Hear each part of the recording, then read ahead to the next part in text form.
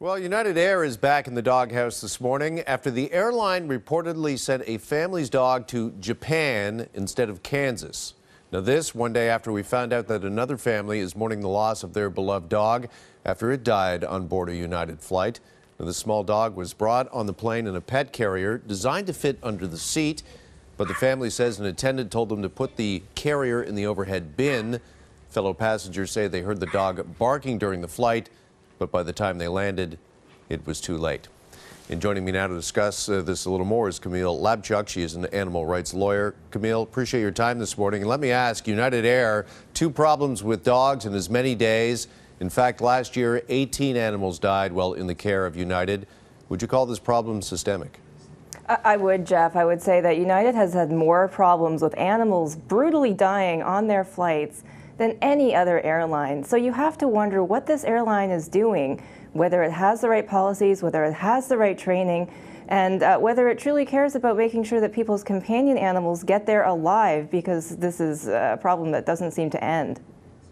Well, United has, Camille, refunded the tickets that the family purchased, but is that enough? I don't believe that is enough. I don't think that you can value the life of a 10-month-old puppy just by the cost of a few $100s in tickets.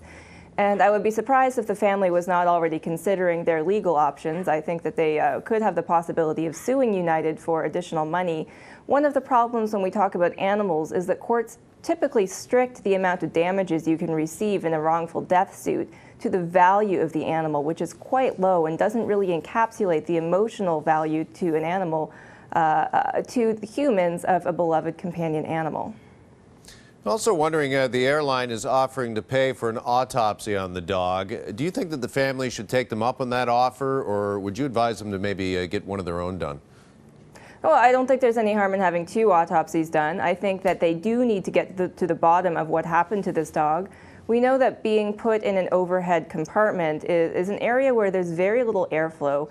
And apparently this dog was already a dog that has a short nasal passage due to breeding characteristics. So it is important to find out exactly what happened. But moreover, dogs should never be put in overhead bins because it's not appropriate for them for travel. What about dogs or any animals or pets traveling? Is that really a good idea to put a dog or any sort of animal in that sort of environment in a pressurized cabin?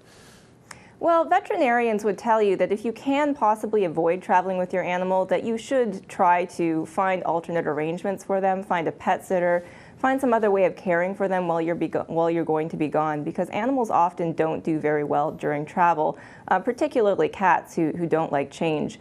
But if you do need to do this, try, if at all possible, to travel with your animal in the cabin only. Do not let them check your animal into baggage, because that is where the vast majority of accidents happen. And certainly don't ever let your animal be put in an overhead bin in violation of the airline's policies. And in general, know that airline's policies, and if you see an attendant or anyone else doing anything that seems unsafe to your beloved companion animal, make sure you say something and stop it. Just finally, Camille, is the takeaway for animal owners, pet lovers here, is that you're their best advocate when it comes to this sort of situation, when it comes to travel? Absolutely, Jeff. Animals have no ability on their own to address these issues with the airlines. And responsible pet guardians definitely need to step up, make sure that those animals' rights are being protected, and make sure in cases like this that it doesn't happen again. All right, animal rights lawyer Camille Labchuk with us this morning. Camille, I appreciate this. Thanks. Thank you.